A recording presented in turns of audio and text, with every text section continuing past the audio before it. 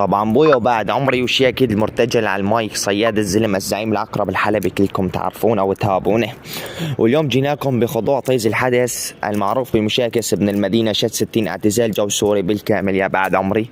وكان فصل الشد اعاده خضوع، والشد مفتوح، والتخزين خضوع، واللطش خضوع. وين ابو الوفا الحلبي الحكم، والشيطان الحلبي قائد منصه 999 حكم زيد.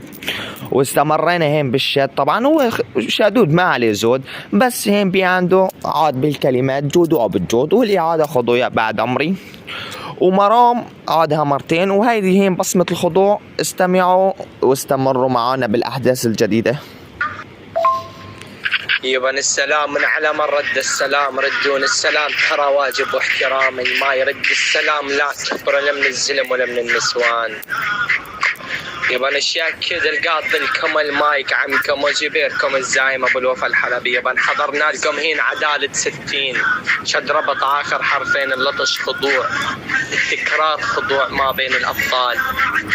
البطل ابن البطل زعيم العقرب الحلبي، ما بين البطل ابن البطل المشاكس ابن المدينة.